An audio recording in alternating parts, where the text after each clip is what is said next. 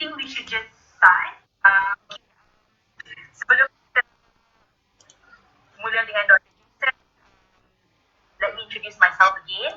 Nama saya Amira Aisya binti Abdul Aziz. I'm a law graduate from IUM, used to work at Education Performance and Delivery Unit Padu and education analyst. And selamat datang ke forum atas talian Youth Need to Know Cancelling COVID-19, and this is the part 1 which is on medical perspective.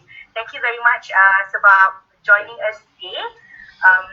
So before I start with Dr. Jason, bagi saya share sikit the current trajectory of COVID-19 sekarang ni.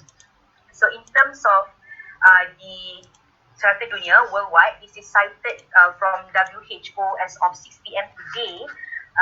Total case of COVID-19 worldwide right now is at 200,097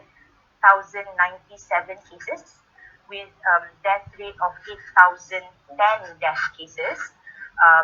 82,813 has recovered, and currently the highest country, the ranking, China is still the leading cases, and then followed by Italy and followed by Iran. That is the trajectory worldwide, and then trajectory in Malaysia as of 6 PM today, we have a total of 790 cases, 117 cases reported today itself, with 80 of them from the Sri Petaling Tabligh, and then we have 2 death cases, 60 cases which have recovered, and we have 15 cases in ICU. So let's pray that we'll get through this together. So forum ni kita akan kendalikan dalam beberapa bahagian. So untuk bahagian pertama ni daripada perspektif medical sebenarnya, ataupun kita lebih nak tengok dengan keadaan lockdown sekarang ni, dan bersama-sama kita pada hari ini adalah Dr. Jason Leong. Dr. Jason Leong, hi Dr. Jason Leong studied medicine di University, also trained with age, dan Dr. Jason merupakan seorang doktor selama 4 tahun setengah, dan sekarang merupakan full-time comedian. So, Doctor, if you could perhaps say hi to everyone and maybe start off with a little bit of background on COVID-19, like how does it start, how can it spread, what are the symptoms and effects of COVID-19? Hey everybody, thanks for joining us here. Really nice to see so many people spend your evening time during lockdown to be on this forum. Okay, so roughly this virus was its origins was traced back to a wet market in Wuhan, China, and since then it has spread globally. It is now a pandemic declared by WHO, and the main thing to know about this at this point is that this COVID-19 virus is spread by droplets. Okay, so that is why all the measures taken to prevent the spread is to prevent the transmission of the virus via spreading of droplets. That's why social distancing and the preventing of close contact amongst humans has proven to be the best way to prevent the spread of this, the further spread of this COVID-19 virus. Yeah. And Doctor, as you mentioned just now that this has been declared as a pandemic, right? I think I would just like to share a little with all of you. Maybe most of you already know, mungkin dah buat research sendiri, tapi this is actually not the first pandemic in the past 2 decades, or the past 2 decades. We had SARS in 2002 to 2004, which we have 8,098 cases, much lesser than the cases that we have right now, but with 15% mortality rate. We had H1N1 in 2009 with a whopping 284,000 cases, 0.2% mortality rate. And then we had Ebola quite recently, 2014 to 2016, with 28,652 cases. And Ebola, I think, is the worst because there was a 50% mortality rate. But the difference between those pandemic and the pandemic that's happening right now is that kita punya coronavirus ni affecting all parts of the world. In Malaysia, we had these cases but not as bad as coronavirus. And now negara kita, Yang Berhormat Perdana Menteri Tan Sri Muhyiddin Yassin telah pun mengeluarkan movement control order So maybe different than lockdown, but perhaps Dr. if you can just explain a little bit what does it mean by this movement control order, or what does the lockdown mean? It's very interesting. First and foremost, you mentioned about the other pandemics that we had, SARS, H1N1, Ebola. What is interesting now about this pandemic is that although so far the mortality rate is much lower, but by virtue of how effective it is and how easily it spreads throughout the whole world, we might be looking at a higher number of total fatalities than the other pandemics, and that's why it's so scary. With regards to the current lockdown, I mean, we have all just watched the Prime Minister's address at 8 p.m. just now.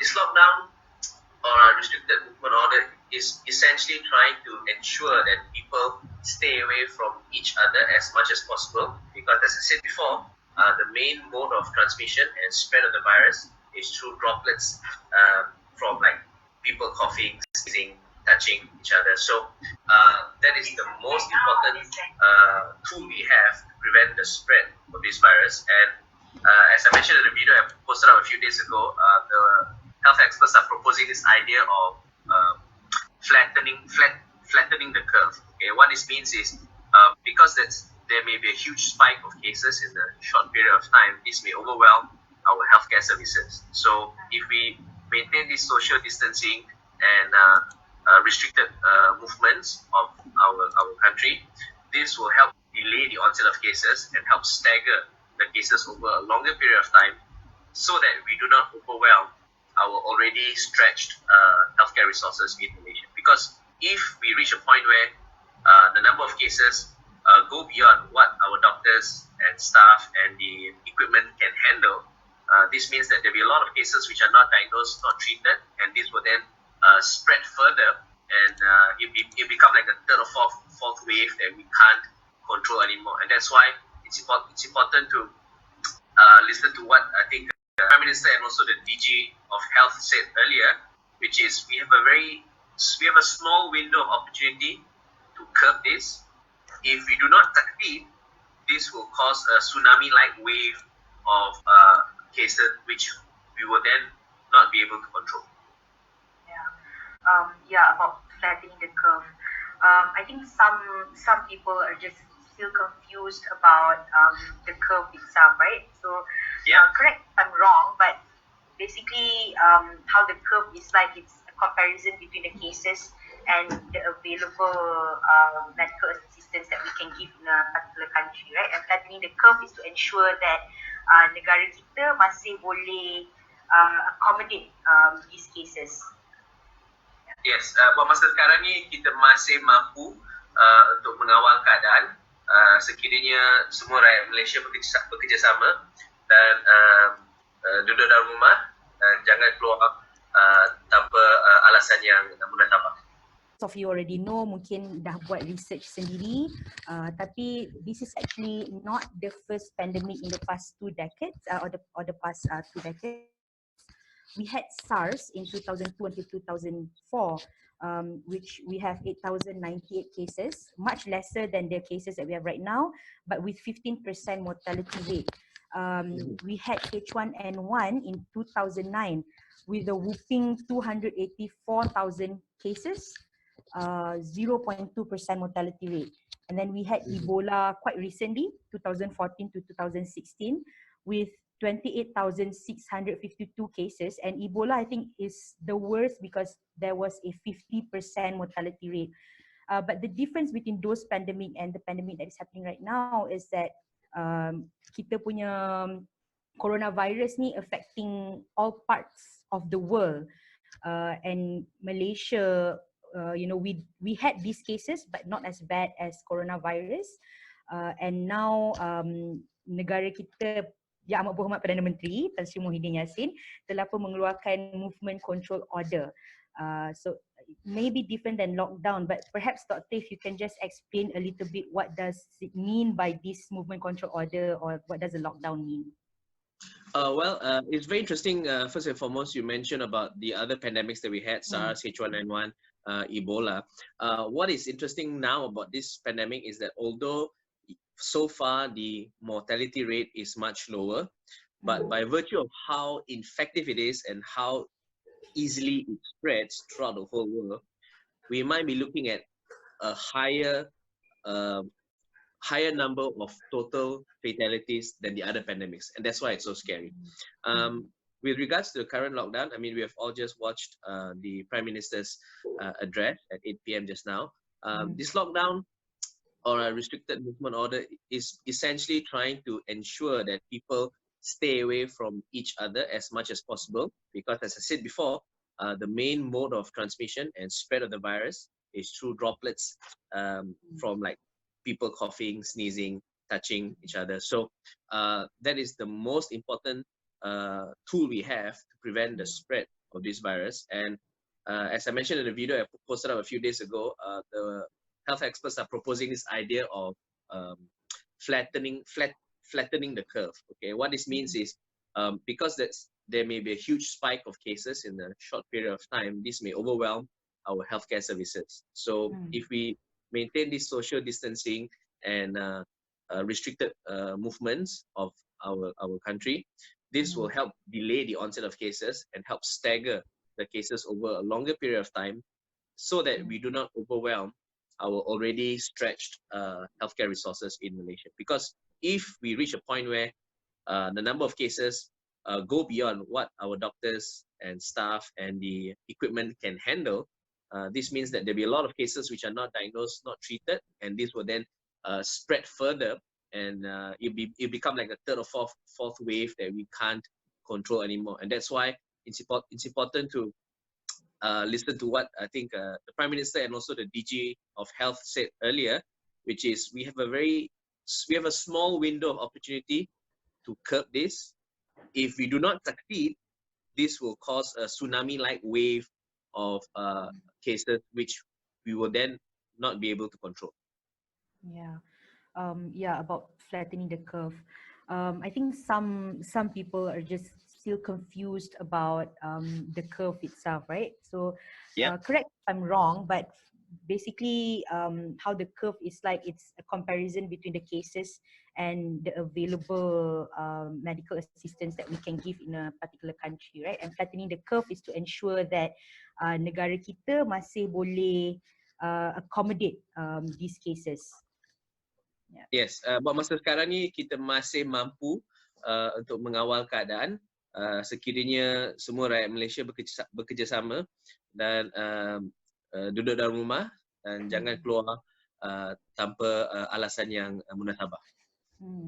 I think doktor ada satu komen yang menarik sekarang ni dekat Zoom group chat ni daripada Mandip Bain. So I think someone from medical sector, he said that dalam private medical sector sekarang equipment yang basic pun dah hampir tak ada, mask are unavailable and thermometers are also unavailable, which quite worrying, I think, quite worrisome for them, because they are the ones yang memang betul-betul in direct contact with all these patients.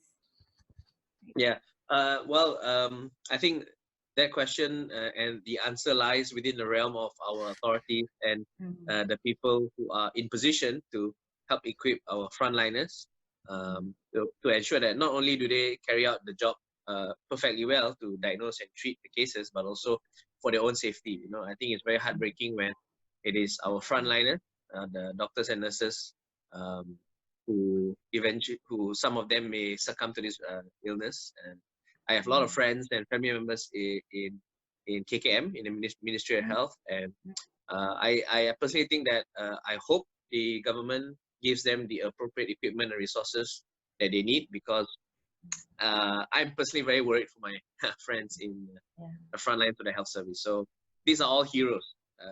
Some heroes don't wear capes. Most of them wear scrubs and stethoscopes around their necks.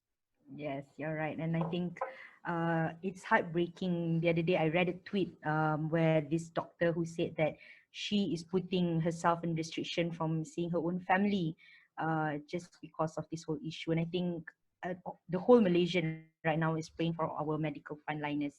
But Doctor, I think as public, rakyat biasa, sebabkan this whole thing, they are panicking, right? So they wanted to do more than just what has been imposed upon them, this movement control order. So kalau doktor have any other advice or like any proven medical way for them to prevent COVID-19 other than social distancing perhaps? Well, the other proven medical method to prevent the spread of this virus is personal hygiene, hand sanitization, cough etiquette. Make sure you cough or sneeze in your armpit or in a handkerchief, and don't spread the droplets into the air or into to the people next to you. So I think these are the main tools: distancing, and also personal hygiene. The other very important tool that we have to help curb the spread of this virus is actually by uh, educating ourselves, and also try not to spread fake news and false news, which only serves to make people panic. Yeah. When people panic, they have this urgency to get out of the house and do something like what we experienced a few days ago when people started panic buying stuff at the supermarkets. Toilet Totally, papers are out. yeah, they go against the grain of logic and common sense. So instead of being calm and rational about it, most Malaysians go out to the supermarkets to panic buy and hoard, and that itself is a mass gathering of sorts, and that totally doesn't help at all. So that is, I think, another very important tool, which is to just be calm and don't spread false news or fake news. Mm. Yeah, so we should just spread news that are verified, like macam daripada WHO ataupun daripada Yep. KKM, bodies that are verified lah. That is to protect Yes. all of us together. And I was just And going to chime in. I think the Ministry of Health has done a very good job. Their Twitter handle is excellent at providing up-to-date news, information, and it's very, very transparent.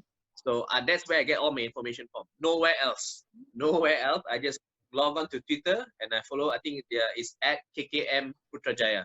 Amazing work. True, true. I got my data all from KKM Putrajaya as well. Yes, terima kasih KKM. Yes, thank you KKM. But I think one more thing, sebab kita punya chat hari ni pun berfokus pada belia kan doktor, and daripada respon yang kami terima dalam form yang kami dah send, ramai yang actually quite concerned about their mental health, and they are wondering sebabkan this movement control, belia kita dah biasa keluar jumpa kawan-kawan, and in terms of mental health, how can the youth cope with the current movement control order and also the lockdown? Well, okay. Well, I really appreciate that mental health is a very important issue to talk about. I personally am not a qualified psychiatrist, so I can't really delve into the pathology or diagnosis or treatment of mental health issues. But I do know that there's a lot of resources nowadays, like the Befrienders Hotline, which was recently made free. And also, for me, I think just talking about it, making sure that you keep in communication with your friends, your families, even though we're all separated right now, doesn't hurt to keep communicating. For those of us who are lucky enough not to suffer any mental health issues, I think it's important that we check on our friends who we know are in some sort of trouble, or just check on one another. Mental health issues, mental health conditions don't have a face. Someone who could be really, really smiling and laughing all the time, they could be the ones suffering also. So there's no harm in checking on your friends, and just keep in contact. Like for me, what I have been doing is for the next 2 weeks, I know I'll be staying at home. I've actually organized some online games with my friends. We're going to play board games online. So it's where you're going to use some sort of simulator where there's our favorite board game that we can play online with each other. So I think that really helps. I think it's important that we have some away time from our home, even though we are still at home. So I think that really helps. Maybe lepas ni doktor boleh share your online board game dekat your Twitter where we can also. Yeah, Doctor, there's a question here from Charan, which I think ramai juga yang akan curious. Ramai before this, kita selalunya mak bapak marah kita kan, jangan keluar sangat, duduk rumah. But sekarang ni we are having a hard time keeping our parents at home. You know, dah jadi macam terbalik sekarang ni. So at the point, Charan said, at the point it makes us feel pointless to explain to the family members and people who don't practice social distancing. And what would your advice be for us to advise to them?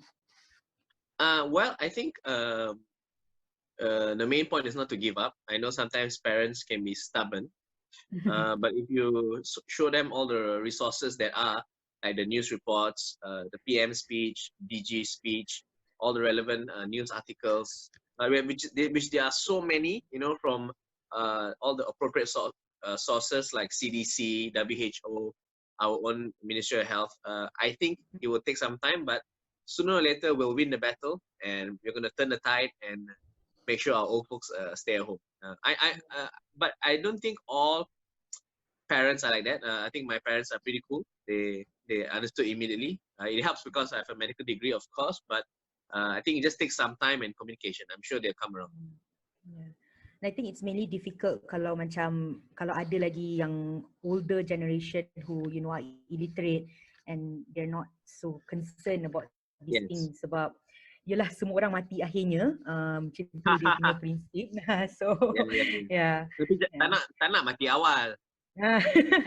Should tell that kan to them. Okay. And Doctor, in terms of COVID-19 itself, sekarang ni dah terlalu banyak medical myth surrounding COVID-19. Yeah. So maybe if you can help us debunk some of the medical myth, for us to be clearer as to whether benda tu betul ke tak. Firstly is on whether hot weather or cuaca panas boleh kill coronavirus. So far, I think there's no conclusive evidence that hot weather can kill the coronavirus. As a layman, even the layman or the lay public can see that Malaysia has hot weather, but it has no problem. The COVID-19 virus has no problem spreading. So I think it's too early to say whether hot weather kills or doesn't kill the coronavirus. But up till now, there is not enough evidence to suggest that a particular type of temperature would halt the spread of COVID-19. Especially with the spread in Malaysia right now when we are in hot weather. And then there's also saying around UV lamp can kill coronavirus. Yeah, that's not true. That has been debunked by, I think, the CDC or WHO. The UV lamps do not kill the COVID-19, so please don't go and buy UV lamps and shine it on your body, because the UV light itself can cause skin cancer, so please don't. I was just about to ask, where on earth do I even get UV lamps? Oh, you never know, man. Malaysians are very resourceful. Yeah. Spraying alcohol and chlorine all over your body, does that work? I mean, sanitizers are 70% alcohol. The advice is to use that. Yes. Is that helpful? Yeah, you only need 70%. You don't need to spray on your whole body. I'm pretty sure if you spray your whole body with alcohol or chlorine, you'll get some rashes on your skin, and that doesn't help. So please don't do that. Oh, and this one is very interesting. I didn't realize that it can actually, people can actually think this, but I don't know if, I'm quite curious. Makan bawang putih banyak-banyak. Makan bawang putih banyak-banyak dan coronavirus hilang. Yes, actually, well, the reasoning for that is, it's not that absurd. Garlic has antimicrobial properties, but it will not be enough to prevent you from getting COVID-19. We still do not know what can prevent COVID-19, and we don't even know how much garlic you need to eat to prevent the COVID-19 infection, if at all it can prevent COVID-19. So again, that is another myth. It has not been proven true. And then there's this Maina scent, minum rasam. If I'm not mistaken, rasam is an Indian dish. I'm not sure whether it will, what does it help. Have you tried rasam? I don't think I've ever tried rasam. Is it good? It's good. It's good. But no, it doesn't prevent nor kill the COVID-19 virus. But we can eat it just because we are Malaysian. Yeah, baby. Yeah. And then I think one more thing is that sebab again chat room ni memang fokus pada belia. ramai yang fikir bahawa coronavirus ni cuma akan affect old people saja Right. and are quite immune to it. Yeah, so that is severely not true, and it's very important to debunk that, because it affects people from all ages, and more worryingly, it has caused the death of some young people. I'm sure, I can't remember the exact figures, but there are young people who have succumbed to this disease. Recently, there was even one of the two deaths that happened in Malaysia. One of them was a 34-year-old male. So 34 is not very old. So that is considered very young, and he succumbed to the illness. The reason why the myth persists, because unfortunately most of the people who have died from this disease are older people, and older people tend to have more chronic diseases, and these chronic diseases tend to hamper their ability to fight off the infection. And COVID-19 also attacks the lungs, and older people already at the age have lesser lung reserves, and then in combination with the chronic illnesses like diabetes, hypertension, their ability to preserve their lung reserves is even less, and that's why most of the people who die from the COVID-19 infection are older people with chronic illnesses. So if you are young and you have chronic illnesses, you are also a very vulnerable group, kan, Yes, doctor? and I think we only have 10 minutes. most importantly, a young person can get the infection and then spread it to his or her older folks. So that is the danger. So the young person may not die from it, but the young person can spread it to the older people, and then the older people die from it unnecessarily. Yeah. So don't be selfish. Take care of yourself in order to take care of others as well. Doctor, I think we don't have that much time left. If we can go to the questions that we have collected from the forms. The Yeah. first question that we have shortlisted is from Sarah Tasnim. Her question is, from a video I saw, people have been saying that diseases like COVID-19 will happen a lot more often, and these microorganisms are the new threat that we will face. Is there a need for everyone to know at least the surface of what our immune system can do, as well as what we can do to help it, i.e. vaccines or anti-serums? If yes, what is the most effective way to do so? Well, the question to me is very important, because one of the root problems that we face as a society is the lack of scientific literacy. Note that I say scientific literacy, not exactly scientific knowledge. You don't have to have scientific knowledge, but scientific literacy allows someone to evaluate facts, evaluate figures, analyze statistics, and come to his or her own educated conclusion. And scientific literacy also prevents someone from being conned. Nowadays there are a lot of people who are easily conned. This COVID-19, if you eat this certain type of fruit, or you drink this certain type of drink, it will prevent you from getting COVID-19. That is not true, but people fall for it because they don't have enough scientific literacy, or rather scientific literacy is not embedded in our culture as a society. So yes, in the future there'll be other epidemics, other pandemics. So what is important is we need to equip ourselves with scientific literacy to ensure that we don't fall prey to the same fake news and false hope that is peddled around. But more specific to her question, I don't think it's necessary to have in-depth knowledge or on the surface knowledge of how our immune system works, or how we can boost it. What is more important is to listen to the authorities, evaluate what they say, evaluate their sources, come to your own conclusion, and don't easily fall prey to people who will con you out of your money because you are fearful. Yeah. Okay, thank you, doctor. And thank you, Sarah, for that question. The second question is from Amirul Aziz. The question was, in another 2 to 4 weeks, what will be the expected current situation of this issue? Well, it's very interesting because the next 2 weeks or 4 weeks will depend on what happens now when we Malaysians are under the restrictive movement order. If we adhere to it and we try our best, work together, then yes, the situation will be controlled and the amount of cases will drop. For example, like in China, Recently, it was pretty bad for them, but once they implemented all the measures, now China has kind of slowed down. I think they only have like a dozen of cases today. And whereas if you look at other places like Iran and Italy, their cases have been skyrocketing because they have not implemented the proper measures. So we are on the tipping point now. We're on the cusp. We are at the fork of the road. We either experience the third and fourth waves, which we won't have enough resources to contain, or we will be able to contain the spread. So it all depends on us. So it's hard to answer the question, but I hope that I'm optimistic that we can get this under control. We have a very good Ministry of Health, under the very capable hands of the current DG. So I am optimistic that we'll be able to curb the spread of COVID-19.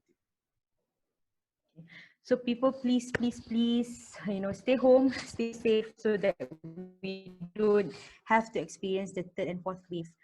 So Doctor, sadly, we have a lot more questions, but sadly we couldn't go through all. But before kita pergi ke closing remark, maybe Doctor ada your final advice in this chat room kepada semua yang join hari ni?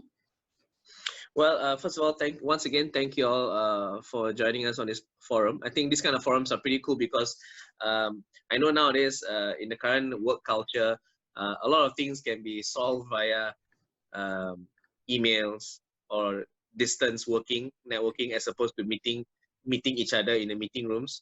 I know I hate meetings which are unproductive. So this is a good step, and I thank all of you for initiating this. This could be your generation's contribution. You help make meeting from afar a reality, which will help a lot of people. Okay. In closing, I would say that with this COVID-19, the younger generation, we are the ones with the most to lose. So we must do our part and ensure that our older folks and our own peers adhere to social distancing and the restricted movement order. And hopefully, after 2 weeks, we come out of this and we are finally able to, we are free again to walk the streets as what we used to do before. Thank you very much, Doctor, for joining us and on such short notice. Thank you very much, and to everyone else who joined us in this chat room today. Again, kita ada banyak collect soalan-soalan yang kita tak sempat jawab, but kita akan mungkin setengah soalan kita akan bawa ke bahagian seterusnya. Mungkin pada minggu depan kita akan meneruskan dengan daripada perspektif ekonomi. Dan mana soalan yang kita tak dapat jawab next round, kita akan upload di Facebook Challenger, dan mungkin Doktor can also give your input on our Facebook account in terms of soalan yang tak dapat dijawab. Also, quick plug, you can all follow me on Twitter, Facebook and Instagram at Dr. Jason Leong, and I'll be very happy to make your acquaintance. Yes, thank you, Doctor. And do share. Dr. Jason posted some very interesting stuff. I love watching your Twitter, by the way. Follow you. Yes. And also, again, million thanks to all the doctors and our medical frontliners who put themselves at risk day by day in order to fight this. And the best thing that we can do as Malaysian is to lessen the risk for them and lessen the risk for others. So at this point of time, as you know, every single Malaysian, we should be doing our duty as responsible citizens, like Dr. Jason has advised us just now as well. Stay informed, stay home, like our Prime Minister said just now, stay home, don't go to mama, and also stay safe, everyone. Thank you very much for joining us, and our chat room will end in another 1 minute 19 seconds. 1 minute 15 seconds. Okay, I'm gonna unmute everyone so y'all can just thank Dr. Jason for coming. There you go. Now we can hear everyone. Thank you, Dr. Jason. Thank you, Amira. Thank you, Dr. Jason. Thank you, Amira. Dr. Jason. Thank you. Thank you, Amira. Oh, okay. Okay, I leave now. All right, thank you. Thank you. Bye. Bye. Bye. Hi everyone. Thank you. Oh, this is a really short session, but it worked out. Organized by the group I was telling you just now with Dr. Jason Leong. Wait, who's this?